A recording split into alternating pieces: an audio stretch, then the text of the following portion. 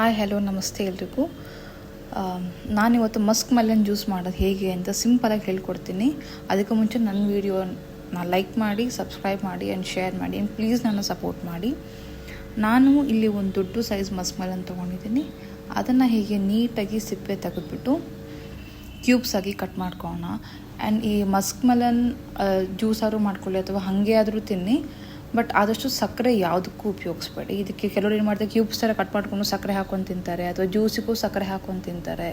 ಸಕ್ಕರೆ ಕ್ಯಾನ್ಸರ್ ಬರುತ್ತೆ. ದಯವಿಟ್ಟು ಯಾರು ಸಕ್ಕರೆನ ಯೂಸ್ ಮಾಡಿಬಿಡಿ. ಇನ್ಸ್ಟೆಡ್ ಆಫ್ ದ್ಯಾಟ್ ನೀವು ಬೆಲ್ಲ ಹಾಕ್ಕೋಬೋದು.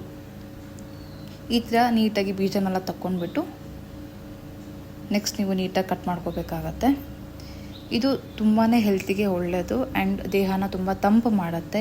ಈ ಹೀಟ್ ಬಾಡಿ ಇದ್ದಂಥವ್ರು ಆ್ಯಂಡ್ ಸಮ್ಮರ್ ಸೀಸನಲ್ಲಿ ಮಸ್ಕ್ ಮೆಲನ್ ಸೀಸನ್ ಕೂಡ ಹೌದು ಆ್ಯಂಡ್ ಅದನ್ನು ಆ ಟೈಮಲ್ಲಿ ಚೆನ್ನಾಗಿ ಯೂಸ್ ಮಾಡಿ. ನೀಟಾಗಿ ಎಲ್ಲ ಕಟ್ ಮಾಡ್ಕೊಂಡಾದ್ಮೇಲೆ ಒಂದು ಮಿಕ್ಸಿ ಜಾರಲ್ಲಿ ಅದನ್ನು ಹಾಕ್ಕೊಂಡು ನಿಮಗೆ ಎಷ್ಟು ಬೇಕೋ ಅಷ್ಟು ಬೆಲ್ಲ ಹಾಕ್ಕೊಳ್ಳಿ. ರುಚಿಗೆ ತಕ್ಕಷ್ಟು ಬೆಲ್ಲ ಹಾಕ್ಕೊಂಡಾದ್ಮೇಲೆ ಅದನ್ನು ನೀಟಾಗಿ ಗ್ರೈಂಡ್ ಮಾಡ್ಕೋಬೇಕಾಗತ್ತೆ. ಆ್ಯಂಡ್ ನಿಮಗೆ ಅದಕ್ಕೊಂದು 2 ಪೀಸಷ್ಟು ಏಲಕ್ಕಿ ಕೂಡ ಹಾಕ್ಕೊಳ್ಳಿ, ತುಂಬಾ ಒಳ್ಳೆಯದು.